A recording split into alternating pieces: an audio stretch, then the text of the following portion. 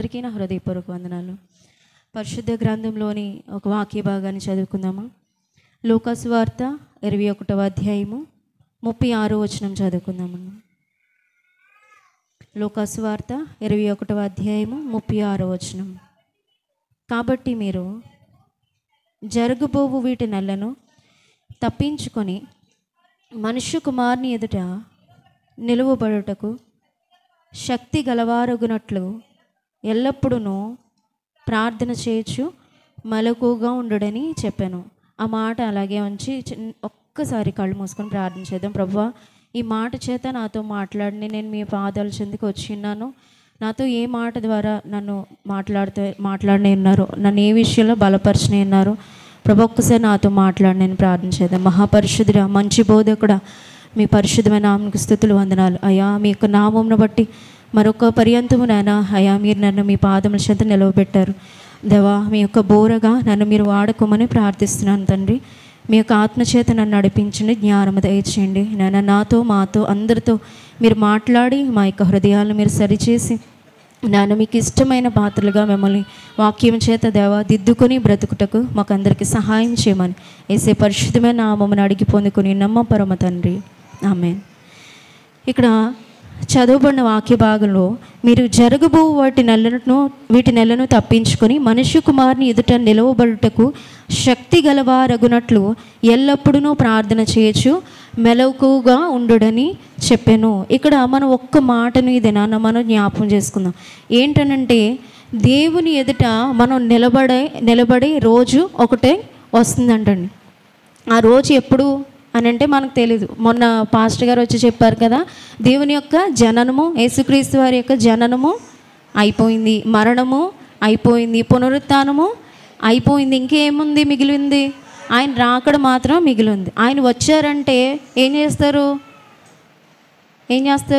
మనల్ని తీసుకెళ్తారు. ఎవరైతే సిద్ధంగా ఉన్నారో వాళ్ళు మాత్రం తీసుకెళ్ళిన తర్వాత అక్కడ జరగబోయే ఒక సంఘటన ఈ దినాన్ని దేవుడు మనకి జ్ఞాపకం చేస్తున్నాడు. ఏంటనంటే మనందరము కూడానంట పరలోకం వెళ్ళిన తర్వాత ఆయన చూచి తిని అక్కడ ఏముందంట, ఏం జరుగుతుందంట?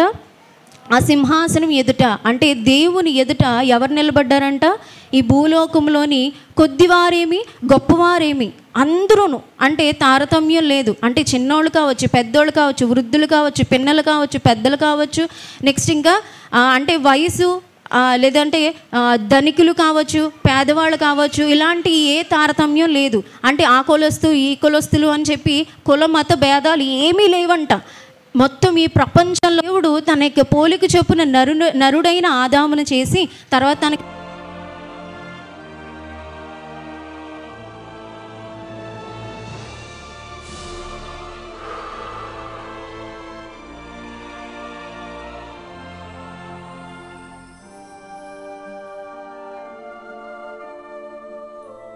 పిలవగానే గబగబ అంట పరిగెట్టుకుని వచ్చేసి ఆయన దగ్గర చక్కగా ఆయన ఒడిలో కూర్చుని ఆడుకుంటున్నారంట. మనం కూడా చూడండి, తల్లిదండ్రులు ఎక్కడికైనా బయటికి వెళ్ళి వచ్చారనుకోండి, డాడీకి మ్యాక్సిమం తల్లి ఇక్కడే ఉంటుంది, ఇంటి దగ్గర ఉంటుంది. తండ్రి బయట నుంచి వచ్చాడు అనుకోండి, బయట నుంచి రాగానే ఏం చేస్తారు? పిల్లలు పరిగెట్టుకుంటూ వెళ్ళిపోయి పట్టేసుకుంటారు. లేదా అమ్మే ఊరెళ్ళి వచ్చింది అనుకోండి, ఏం తెచ్చారు పప్పులు అని చెప్పి వెళ్ళి పరిగెట్టుకు మంచి ఒక సుగంధ కొన్ని లిస్ట్ ఇచ్చారు, అలాంటి పెర్ఫ్యూమ్స్ మాత్రమే వాడి ధూపం వేయాలి మందిరంలో. అయితే వీళ్ళు ఏం చేశారంటే ఆ పరిశుద్ధమైన అగ్నిని కాకుండా వేరొక అగ్నిని తీసుకొచ్చి దేవుని సన్నిధిలో ధూపం వేసేసారంట. వెంటనే ఏమైందంటే దేవుని యొక్క అగ్ని ఒక్కసారిగా వాళ్ళిద్దరి మీద వచ్చి అక్కడికక్కడే ఒక పెద్ద మంట బ్లాస్ట్ ఎలా అయితే అవుతుందో అలాగా ఒక్కసారి దేవుని సన్నిధి నుంచి నీకు శక్తి ఉండదు. అప్పుడు ఏం చేయబడతావు? ఆరని అగ్నిలోకి వెళ్ళిపోతావు. పరిసేయుడు సుంకరి చెప్తూ ఉన్నాడు. ఏం చేస్తున్నాడు? దూరాన్ని నిలబడి ప్రభువా నేను పాపిని, నన్ను కరుణించు, నన్ను కనికరించు అని చెప్పి ఎక్కడున్నాడు? దూరాన్ని ఉన్నాడు. అతను తప్పు చేశాడు కాబట్టి దేవుని యొక్క సన్నిధిలోనికి రావడానికి భయపడ్డాడు, దేవునికి దూరంగా ఉన్నాడు. అలా మన జీవితం మనం ఏం చేస్తుంది? దేవునికి మనకి మధ్యలో అడ్డుగోడగా నిలుస్తుంది మనం చేసిన పాపం. కాబట్టి మన ప్రతి పాపాన్ని, మన ప్రతి అతిక్రమాన్ని దేవుని సన్నిధిలో ఒప్పుకున్నప్పుడు, దేవుని ఎదుట ప్రాధేయపడినప్పుడు మనం ఏం చేయబడతామండి? క్షమించబడతాం. యేసు రక్తంలో మన యొక్క ప్రతి పాపాన్ని ఏం చేయాలి? కడుక్కోవాలి. 1 యోహాను పత్రిక 1వ అధ్యాయంలో ఈ మాట చెప్పబడుతుంది. ఒక్కసారి తీసి చదువుదామా? 1 యోహాను పత్రిక 1వ అధ్యాయము 7వ వచనం లాస్ట్ నుంచి. అప్పుడు ఆయన కుమారుడైన యేసు రక్తము ప్రతి పాపము నుండి మనలను పవిత్రులుగా చేయుదుము. 1 యోహాను పత్రిక 1వ అధ్యాయము 7వ వచనం మధ్యలోంచి లాస్ట్ నుంచి చదివాను. అంటే మన యొక్క పాపమును తొలగించుకోవడానికి మనం ఏం చేయాలండి? ప్రతి పాపము నుండి నువ్వు ఏ తప్పు చేయని, ఏ పాపము చేయి, ఏ అతిక్రమం చేయి, ఏ దుర్మార్గం చెయ్యి, కానీ నువ్వు ప్రభు ఎదుటికి వచ్చి, ప్రభువా నేను పాపిని, నన్ను కరుణించు అని దేవుని వేడుకున్నప్పుడు, ఆయన రక్తము నా కొరకే కార్చాడు, ఆయన రక్తంలో నా పాపాలు కడుగుపడతాయని నువ్వు ఎప్పుడైతే విశ్వసిస్తావో, దేవుడు నిన్ను పవిత్రునిగా చేసి దేవుని యొక్క పాదాల చెంత నిన్ను నిలవబడడానికి దేవుడు నీకు ఏమిస్తాడు? శక్తి ఇస్తాడు. మరి ఇంకా దేవుని సన్నిధిలో నిలబడిన వాళ్ళు ఎవరు? ఇంకొక విషయం జ్ఞాపకం చేస్తాను. దేవుని సన్నిధిలోంచి వెలివేయబడిన వారు, దేవుని సన్నిధిలో నిలబడలేకుండా ఉన్నవారు ఎంతమంది చెప్పాము? ఆదాము, నెక్స్ట్ నాదాబు, అబీహులు, అహరోను కుమారులు, మూడోది పరిసయుడు, సొంకరి చెప్పాం కదా. నాలుగవది వ్యక్తి ఎవరంటే కయ్యను ఏం చేశాడు? తన యొక్క అన్నయ్యని చంపేసి ఏం చేస్తున్నాడు? తిరుగుతూ ఉన్నాడు. చంపేసినోడు, ప్రభా నా తప్పు అయిపోయింది, ఏదో కోపంలో చేసేసాను, ఏదో ఉగ్రతలో చేసేసాను, ఆగ్రహంతో చేసేసాను, నన్ను క్షమించాను అంటలేదు. చాలా రౌడీ ఓల్డ్లాగా చాలా రెక్లెస్గా కాల్ ఎగరేసుకుని తిరుగుతున్నాడు అనమాట. అయితే దేవుడు అడుగుతున్నాడు, ఏం చెప్తున్నాడు? కయ్యను ఏం చేస్తున్నావు? నువ్వు ఎక్కడున్నావు? మీ తమ్ముడేడి అని అంటే ఏం చెప్పాడు? నా తమ్ముడికి నేను ఏమన్నా కావాలన్నా, నేనేమన్నా వెనకాల అతనికి సెక్యూరిటీ గార్డ్నా అని చెప్పేసి అన్నాడు. అంటూ ఆదికాండం 4వ అధ్యాయంలో దేవుడు చెప్తాడు, అతను ఏం చేస్తున్నాడంట? చెప్పేదంతా కూడా ఏం చేస్తున్నాడంటే తల దించుకునే చెప్తున్నాడు అనమాట. నీవు సత్క్రియ చేయని ఎడల తలనెత్తుకొనవా? 4వ అధ్యాయం 7వ వచనం. సత్క్రియ చేయని ఎడల వాకిట పాపము పొంచి ఉండును, నీ ఎడల దానికి వాంచగలిగి నీవు దానిని ఏలుదువనెను. ఇక్కడ ఇతనిలో కూడా ఏముంది? పాపానికి ఇతను చోటిచ్చి ఇతను ఏం చేశాడు? దేవుని దగ్గర నిలబడలేకపోతున్నాడు, తల ఎత్తుకోలేకపోతున్నాడు. ఒక విషయం చెప్పండి, తప్పు చేసిన వాళ్ళు తలదించుకుంటారా? తప్పు చేయలేని వాళ్ళు తలదించుకుంటారా? తప్పు చెయ్యని వాళ్ళు తల ఎత్తుకుంటారు, తప్పు చేసిన వాళ్ళు తలదించుకుంటారు కదా. నువ్వు ఒక అధికారి దగ్గరికి వెళ్ళి నిలబడ్డావు అనుకోండి, ఒక పోలీస్ ఆయనే నీ మీద ఏదో ఆరోపణ మోపబడింది, అయితే నువ్వు ఏ తప్పు చేయలేదు, వెళ్ళి ఏం చేస్తావు? ఇలా నుంచుంటావా? చక్కగా ధైర్యంగా నేనేం చేయలేదు, నిజం ఎలా అన్నా తెలుస్తుందని చెప్పి, సాక్ష్యాలు ఉన్నాయని చెప్పి చాలా కాన్ఫిడెంట్గా ఇలా పెట్టి చూస్తాం. అదే తప్పు చేస్తేనో ఎక్కడ దొరికిపోతామా?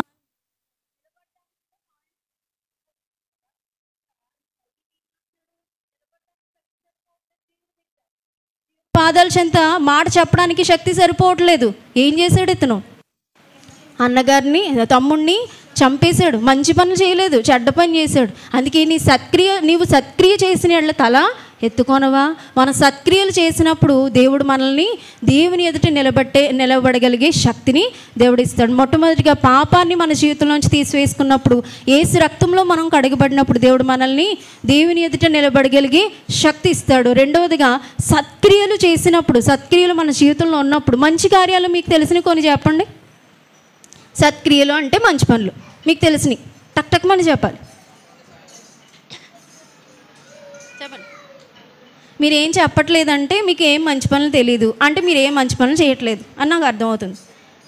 టక్మని చెప్పాలి. నేను బైబిల్లోది ఏం అడగలేదు కదండి, మామూలు విషయమే కదా. ఎదుటి వాళ్ళకి సాయం చేయడం, సహనం కలిగి ఉండడం, అబ్బో, ఇంకా ప్రేమ కలిగి ఉండడం, వెనకాల నుంచి కూడా మధ్యలోంచి కూడా రావాలి, అన్నయ్యల నుంచి కూడా. ఒక్క మంచి పని. ఎదుటి వాళ్ళకి సాయం చేయడం, నువ్వు చేసేది అదే, వెరీ గుడ్. ఇంకా అయ్యి బాబోయ్, అంటే మీరు ఎవరు మంచి పనులు చేయట్లేదు అనమాట. ఇంకొకటి ఏంటంటే, లేదంటే మంచి పనులు చేసినా చెప్పడం ఎందుకులే అని అనుకుంటున్నారు, లేదంటే దీనికి చెప్పడం ఎందుకులే ఆన్సర్ అనుకుంటున్నారు. అది నాకు అర్థమైంది. అది సరే. మంచి కార్యాలు మనము చేయకపోతే ఏముంటుందంట, వాకిట పాపము పొంచి ఉంటుందంట. అది ఏం చేస్తుంది, మనల్ని దేవుని ముందు నిలబడనివ్వదు. అందుకే మనం ఏం చేయాలి, చేయాలి. అందుకే దేవుడు ప్రతి క్రియను కూడా అక్కడ చూస్తారంట. ప్రతి క్రియ, అది మంచిదైనను సరే చెడ్డదైనను సరే, నరులు ఏది జరిగించిన వాళ్ళ చేతులు ఇప్పుడు వరకు చెప్పిన వాళ్ళందరూ నిలబడడానికి శక్తి ఉన్నవాళ్ళ, శక్తి లేని వాళ్ళు. ఆదాము కావచ్చు, నాదాబు అబీహులు కావచ్చు, సుంకరి కావచ్చు, కయ్యేను కావచ్చు, వీళ్ళందరూ దేవుని సన్నిధిలో నిలబడడానికి శక్తి లేకుండా పోయారు. నిలబడిన వాళ్ళు ఎవరు? ఒక చిన్న మాటలు నేను చెప్పి ముగిస్తాను. పరిశుద్ధ గ్రంథంలో మోషే ఉన్నాడు కదండి. ఎక్కడున్నాడు? సీనాయి కొండ దగ్గర ఉన్నాడా? ఐగుప్తులో ఉన్నాడా? పొద దగ్గర ఉన్నాడా?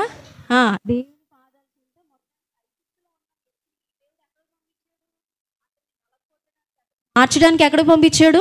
మిద్యాను ప్రాంతం పంపించాడు. మిద్యాను ప్రాంతంలో 40 సంవత్సరాలు అతనికి ఇష్టమైన, దేవునికి ఇష్టమైన రీతిలో అతన్ని నలగొట్టి మార్చి మలచి ఏం చేశాడు? నా పని చేయడానికి రా అని చెప్పి పిలిచిన వ్యక్తి దేవుడు ఏం చేశాడంటే తన ప్రజలను నడిపించుకోవడానికి తీసుకొస్తున్నాడు. ఈ యొక్క సందర్భంలో ఈ యొక్క మోషే ఒకనొక సందర్భంలో సీనాయి కొండ దగ్గర ఏం జరిగింది? నేను నీతో మాట్లాడతాను, ఈ ప్రజలందరికీ కావాల్సిన కట్టడలు నేను ఇస్తాను, నువ్వు రా అని చెప్పగానే మోషే 40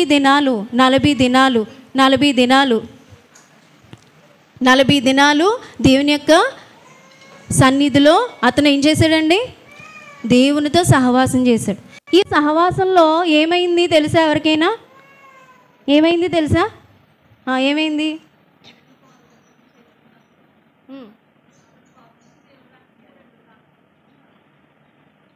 పగలు కొట్టేశాడు. అది కరెక్టే. దాంతోపాటు ఇక్కడ మనకి ఈ సందర్భం వచ్చింది అంటే మోషే దేవుని ప్రత్యక్షంగా చూడగలిగే అవకాశం దేవుడు మోషేకి ఇచ్చాడు. హల్లెలూయా. దేవుడిని ఎవరైనా చూడగలరండి? ప్రత్యక్షంగా చూడగలరా? చూడలేరు. అయితే దేవుడు మోషేకి దేవుడిని చూసే అవకాశం ఇచ్చాడు. అంటే మొత్తం అంతా నువ్వు చూడలేవు, కానీ నా వెనక పార్శ్వానన్నా నేను నీకు చూపిస్తానని చెప్పి దేవుని యొక్క మహిమను ఆయన చూశాడు. దేవుని సన్నిధిలో 40 రోజులు కూడా ఆయన సన్నిధిలో నిలబడగలిగే అవకాశము ఇచ్చాడా లేదా? ఇచ్చాడు. 40 దినాలు దేవుని యొక్క సన్నిధిలో పగలనక రాత్రనక నిద్రాహారాలు మాని దేవుని యొక్క పాదాల చెంత గడుపుతూ ఉండడం వల్ల ఇతని స్థితి ఏమైంది? దేవుని యొక్క మహిమంతా కూడా ఈయన మీదకి వచ్చేసిందంట. తెలుసా మీకు ఈ విషయం? దేవుని యొక్క మహిమ ఈయన మీదకి వచ్చింది, దేవుని యొక్క తేజస్సు ఈయనలోనికి వచ్చిందంట. అయితే ఆ 40 దినాలు ముగించుకొని కిందకు వచ్చిన తర్వాత ఆ ఇశ్రాయేల్ ప్రజలు మోషే ముఖాన్ని చూడలేకపోతున్నారండి. ఎందుకు చూడలేకపోతున్నారు? దేవుని యొక్క తేజస్సు అంతా కూడా ఎవరిలో నిండిపోయింది? మోషేలో నిండిపోయింది. అయితే ఆ ముఖ చర్మం ప్రకాశవంతంగా కనబడుతూ ఉండేసరికి ఆ ఇశ్రాయేల్ ప్రజలు చూడలేక చాలా భయపడ్డారంట. ఈ మాట మనకి నిర్గమకాండంలో కనిపిస్తుంది. నిర్గమకాండం 34-30 వచనంలో మనం చదవచ్చు. ఇంటికి వెళ్ళిన తర్వాత మరలా ఒకసారి డీటెయిల్గా చదవండి. అయితే వాళ్ళు ఆ మోషే ముఖ చర్మాన్ని చూడలేకపోయారండి, ముఖాన్ని చూడలేకపోయారండి. కానీ మోషే ఏం చేశాడు? దేవుని ప్రత్యక్షంగా చూడగలిగాడు. ప్రార్థన అంత గొప్పది, ఉపవాస ప్రార్థన అంత గొప్పది. దేవునితో సహవాసం మనం చేసినప్పుడు, దేవుని పాదాల చెంత మనం నిరంతరము గడిపినప్పుడు ప్రతి మాట వలన మనుషుడు జీవిస్తాడని యేసుక్రీస్తు ప్రభువారు చెప్పిన రీతిగా ఆ మోషే 40 దినాలు ఏమి తినకపోయినా ఏం తాగకపోయినా ఎలా బ్రతికారు? దేవుని యొక్క మాట చేత, దేవునితో సహవాసం చేయడం వల్ల, దేవుని యొక్క సముఖమందు కూర్చుని ఆయన మాటలు జాగ్రత్తగా వినడం వల్ల దేవునితో ఆయన ఎంతో రిలేషన్ మెయింటైన్ చేశారనమాట. అలాంటి సిచ్యువేషన్లో దేవుడు మోషేకి ఏమి ఇచ్చారు? ఆయన సన్నిధిలో నిలబడగలిగి అవకాశం ఇచ్చారు. రెండవదిగా ఏంటంటే జీవ గ్రంథంలో ఆయన పేరు లిఖించారంట. దేవునికి స్తోత్రం. హల్లెలూయా. ఎవని పేరైనను జీవ గ్రంథమందు రాయబడినట్టు కనబడని ఎడల వాడు అగ్నిలో. ఇప్పుడు మనకు ఆన్సర్ తెలిసిందండి. దేవుని యొక్క సన్నిధిలో మనుష్య కుమారుని ఎదుట మనము అప్లికేషన్ ఏమైనా పెట్టాలనుకో ఏమవుద్ది? చాలా భయపడతాం కదా. మరి సర్వాధికారి, సర్వోన్నతుడు, సర్వేశ్వరుడైన యేసుక్రీస్తు దగ్గర దేవుని ఎదుట మనం నిలబడగలమా? నిలబడలేము. కాబట్టి నిలబడగలగడానికి మనం ఏం చేయాలి? శక్తి కలిగి ఉండాలి. ఆ శక్తి ఎలా వస్తుంది? ప్రార్థన వల్ల వస్తుంది. రెండవదిగా ఆయనతో సహవాసం చేయడం వల్ల వస్తుంది. మన జీవితంలో ఎప్పుడైతే పాపాన్ని వదిలేసుకొని దేవుని యొక్క రక్తంలో, యేసుక్రీస్తు యొక్క రక్తంలో కడిగిబడి పరిశుద్ధత కలిగి ఉన్నామో అప్పుడు ఆ శక్తి మనకి వస్తుంది. సత్క్రియలు, మంచి కార్యాలు చేయడం వల్ల ఆ శక్తి మనకి వస్తుంది. మనలో ఉన్న చెడుగును అన్నీ విడిచిపెట్టడం వల్ల, దేవునితో సహవాసం చేయడం వల్ల ఆ శక్తి వస్తుంది. ఇంకొకటి ఏంటంటే జీవ గ్రంథంలో పేరు రాయబడుతుంది. ఎవరి పేరైతే జీవ గ్రంథంలో పేరు ఉంటుందో వాళ్ళు ఏం చేయబడతారు? దేవుని సముఖమందు నిలిచి ఉంటారు. పేరు లేదనుకోండి ఎక్కడికి వెళ్ళిపోతారు? మలాకీ గ్రంథంలో 4వ అధ్యాయంలో ఇంకొక మాట ఉంటుంది. యేసు నామాన్ని నిరంతరం ఎవరైతే స్మరిస్తారో వాళ్ళ పేర్లు కూడా ఎక్కడ ఉంటాయంట? జీవ గ్రంథంలో ఉంటాయంట కదండి. ఇప్పుడు మన పేర్లు ఎక్కడ ఉండాలి? జీవ గ్రంథంలో ఉండాలి. జీవ గ్రంథంలో ఉంటేనే ఏమవుద్ది? దేవుని ఎదుట నిలబడగలము. మరి జీవ గ్రంథంలో పేరు ఊరికనే రాసేస్తారా? అదేమన్నా మామూలు ఏంటి డ్వాక్రా గ్రూప్లా, లేదంటే ఏమన్నా మామూలు ఆషామాషిలా? కాదు కదా. మరి ఎలా రాస్తారు? మనం చేసిన క్రియలను బట్టి, మనం చేసిన ప్రార్థనను బట్టి, మనము నడిపించబడిన సహవాసాన్ని బట్టి దేవుడు మనల్ని ఏం చేస్తాడు? మన పేర్లు జీవగ్రంథంలో రాస్తాడు. ఇంకొకటి, నిత్యము అనునిత్యము ప్రతి క్షణము దేవుని నామాన్ని స్మరిస్తూ ఉంటే దేవుడు మన యొక్క నామాన్ని దేవుని యొక్క గ్రంథంలో రాస్తాడు. అలాగే లూసిఫరు ఎక్కడుంది? ఫస్ట్ దేవుని యొక్క సన్నిధిలో ఉంది. చక్కగా ఆరాధకురాలుగా ఉంది, ఆరాధించేవాడిగా ఉన్నాడు, చక్కగా దేవుని యొక్క మహిమను చూసే వ్యక్తిగా ఉన్నాడు. అలాంటి వ్యక్తికి ఏమొచ్చింది? అతనిలో చిన్న గర్వం. అది పెద్దదేం కాదు, చిన్న గర్వం. దేవుని కంటే నేనేమి తక్కువ వాడినా అని చెప్పి అనుకుని ఎలా అయినా సింహాసనాన్ని నేను అధిష్ఠించాలనుకుంది. ఆ వచ్చిన చిన్న మిస్టేక్ ఏం చేసింది? దేవుని సముఖం నుండి వెంటనే క్రిందకు త్రోయబడింది. మరి మనలో ఉన్నది కూడా చిన్నదై ఉండొచ్చు. కోపం అనే చిన్ని పాపమై ఉండొచ్చు, ద్వేషం అనే చిన్ని పాపమై ఉండొచ్చు, ఏదో ఒకటి చిన్ని కనబడొచ్చు. కానీ అదే మన జీవితాల్ని దేవుని సన్నిధిలో నిలబడటానికి శక్తిహీనులుగా మారుస్తుంది. కాబట్టి మనమందరం కూడా ఈ యొక్క చివరి దినాల్లో, ఈ యొక్క చివరి సమయాల్లో మనం ఏం చేయాలి? ప్రార్థన చేస్తూ, ప్రభువా నేను మీ పాదముల చెంత పడగలిగే శక్తిని నాకు దయచే ప్రభువా, నన్ను పరిశుద్ధపరచు ప్రభువా, నేను నాలో మంచి కార్యాలు, మంచి క్రియలు చేసేదానిగా వాడిగా నన్ను మార్చు ప్రభువా అని మనము ప్రభువుని వేడుకున్నప్పుడు ఒకానొక దినాన్ని మనం ఎక్కడుంటాము? ఆయన యొక్క పాదముల చెంత, ఆయన